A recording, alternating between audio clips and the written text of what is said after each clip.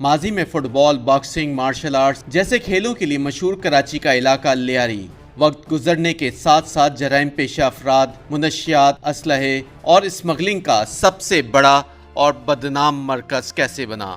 آج ہم آپ کو اس سوال کا جواب دیں گے۔ کراچی کی سیاست میں متحرک اور فعال نظر آنے والا لیاری 2018 کے انتخابات میں تحریک لبیک کو شہر میں سب سے زیادہ ووٹ دینے والا علاقہ بنا۔ لیکن حیرت کی بات ہے کہ اس سے پہلے یہی لیاری ملک کی سب سے روشن خیال سمجھی جانے والی لیڈر اور وزیراعظم بے نظیر بھٹو شہید کا حلقہ انتخاب بھی رہ چکا ہے۔ جس لیاری سے درد دل رکھنے والے عبدالستار ایدھی پیدا ہوئے، اسی لیاری میں دادل، حاجی لالو، رحمان بلوچ، عزیر بلوچ، بابا لاڈلا، ارشد پپو، غفار ذکری جیسے گینگسٹرز کیسے پیدا ہو گئے؟ مقامی لوگ اس کا جواب یوں دیتے ہیں کہ لیاری گینگز نے غربت کے نطفے اور بے روزگاری کی کوکھ سے جنم لیا ہے۔ لیاری گینگ وار کی کہانی ایک نہیں بلکہ کئی نسلوں کے درمیان طاقت کے حصول کے لیے بے رحم کشمکش کی داستان ہے۔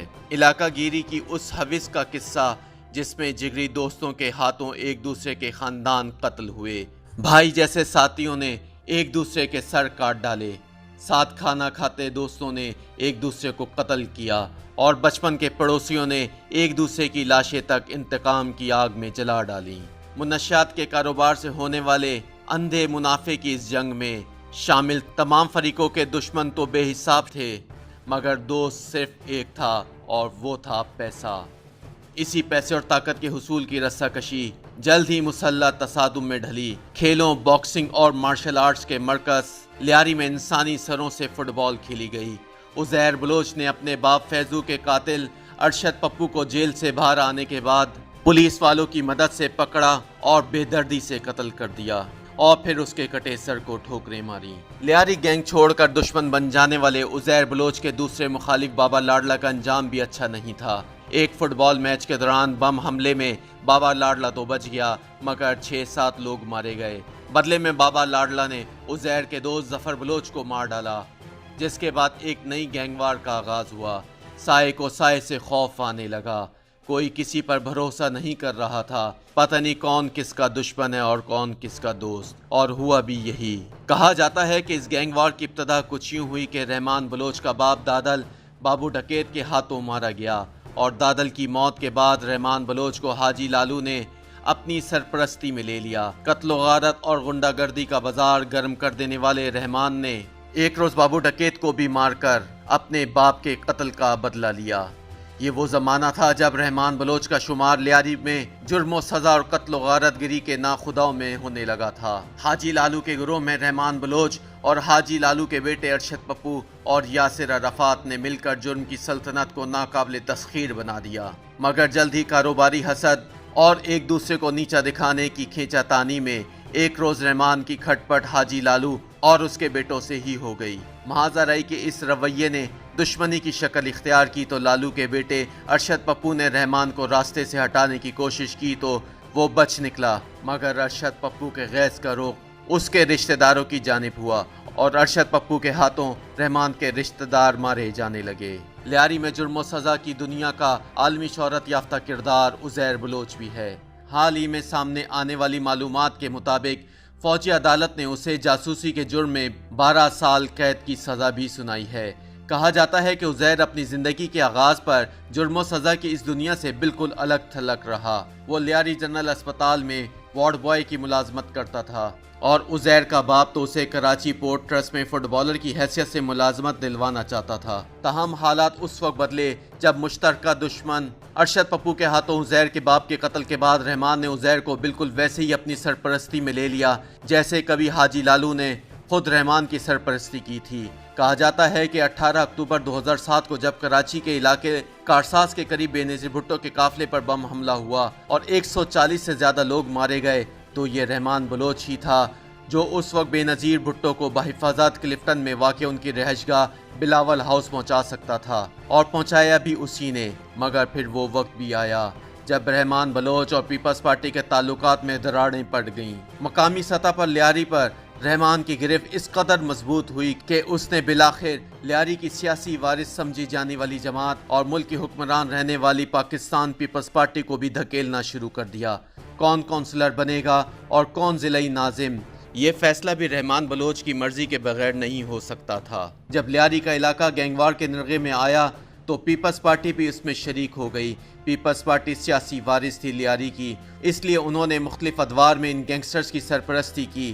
عزیر بلوچ کے جلسوں میں زرداری کی بہن فریال تارپول باقاعدہ شریک ہوتی رہی۔ نتیجے میں خود پیپلز پارٹی کا بھی بہت بڑا نقصان ہوا۔ یہی وجہ ہے کہ آج پیپلز پارٹی ان گینگ سے لا تعلقی کی قسمیں کھاتی ہے۔ پیپلز پارٹی کے رہنما نبیل گبول کے بقول گینگ وار لارڈز کو جو سپورٹ ملی وہ سندھ حکومت اور صوبائی محکمہ داخلہ کی جانب سے ملتی تھی۔ پھر ایک وقت یہ آیا کہ پیپلز پارٹی نے ٹکٹ دیے، بلدیاتی الیکشن میں اپنے امیدوار کھڑے کیے، مگر پیپلز پارٹی ہار گئی تھی اور رحمان بلوچ کے حمایت یافتہ وہ تمام امیدوار جیت گئے جن کی وابستگی تو کسی زمانے میں پیپلز پارٹی سے رہی تھی، مگر وہ الیکشن رحمان بلوچ کے مدد اور حمایت سے جیتے، جس کے بعد پیپلز پارٹی اور رحمان میں فاصلے بڑھ گئے۔ یہی فاصلے جواز بنے کہ ریاستی اداروں کو رحمان اور گینگ وار کے دیگر کرداروں کے خلاف کارروائی کا موقع ملے۔ پولیس اور نیم فوجی ادارے، رینجرز کے حکام، قانون نافذ کرنے والے دیگر اداروں کی مدد سے سرگرم ہوئے۔ رحمان بلوچ پولیس مقابلے میں چودھری اسلم کے ہاتھوں مارا گیا۔ رحمان بلوچ کی ہلاکت کے بعد اس کے گینگ نے عزیر بلوچ کو سردار بنانے کا فیصلہ کیا۔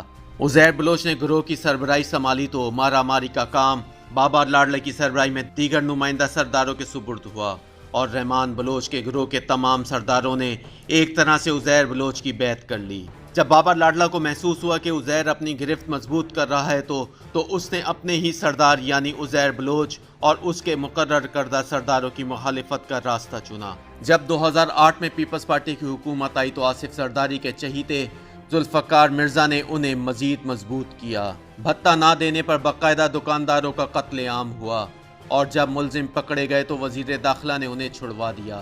عزیر بلوچ نے شہر بھر میں پیپلز پارٹی کی جانب سے انتخابی امیدوار مقرر کرنے کے لیے مداخلت کی اور بندوق سیاست پر غالب دکھائی دی۔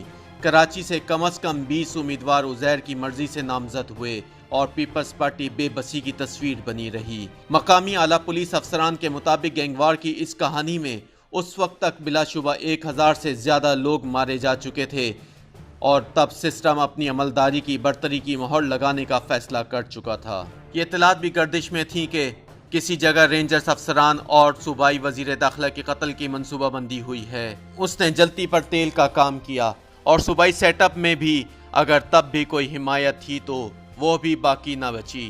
یہ وہی وقت تھا جب آصف زرداری کے قریبی ساتھی ذوالفقار مرزا نے ان سے اپنی راہیں جدا کیں اور ریاست میں اعلیٰ سطح پر گینگ وار کی کہانی کو روکنے کا فیصلہ عملی طور پر نافذ ہونا شروع ہوا۔ صورتحال کی نزاکت کا احساس ہوتے ہی عزیر جیسے سمجھدار اور شاطر ذہن نے علاقے سے نکل جانے میں عافیت جانی اور ایک روز لیاری سے نکل گیا۔ عزیر اور تاجو نے تو اپنے علاقائی کمانڈر تک کو نہیں بتایا اور خاموشی سے لیاری سے نکل گئے۔ اب رینجرز فعال ہوئے اور لیاری میں آئے دن گینگ وار لارڈز کی گرفتاریوں کے لیے چھاپوں کا سلسلہ شروع ہوا۔ بابا لاڈلا اور غفار زکری جیسے لوگ ایسے ہی چھاپوں میں گرفتاری سے بچنے کے لیے مقابلے کے دوران مارے جانے لگے اور آہستہ آہستہ لیاری پر قابض گینگ وار کی گرفت ڈھیلی پڑنے لگی۔ کئی وار لارڈز اور ان کے گینگ کے ارکان اس دوران مارے گئے، مگر عزیر پہلے بلوچستان کے راستے ایران اور بالآخر دبئی جا پہنچا۔ پاکستانی حکام نے اس کا ریڈ وارنٹ جاری کروایا۔ وفاقی وزیر داخلہ چودھری نثار اور ISI کے سربراہ جنرل رضوان اختر نے ذاتی دلچسپی لی تو پھر اسے پاکستان واپس لایا گیا۔ کہا جاتا ہے کہ عزیر ایرانی اور بھارتی خفیہ اداروں کے اہلکاروں سے بھی ملتا رہا۔ واضح رہے کہ لیاری سی پورٹ سے جڑا ہوا ہے، نیوی کی حساس تنصیبات قریب ہیں، یہاں ایک حملہ بھی ہوا تھا۔ یہی وجہ ہے کہ عزیر بلوچ کے خلاف جاسوسی کا مقدمہ فوجی عدالت میں چلا اور اس کو سزا سنائی گئی۔ اب عزیر بلوچ کو سول انتظامیہ کے حوالے کیا جا چکا ہے اور اسے لیاری کے قریب واقع مٹھا رام اسپتال منتقل کر کے اس عمارت کو سب جیل قرار دیا جا چکا ہے۔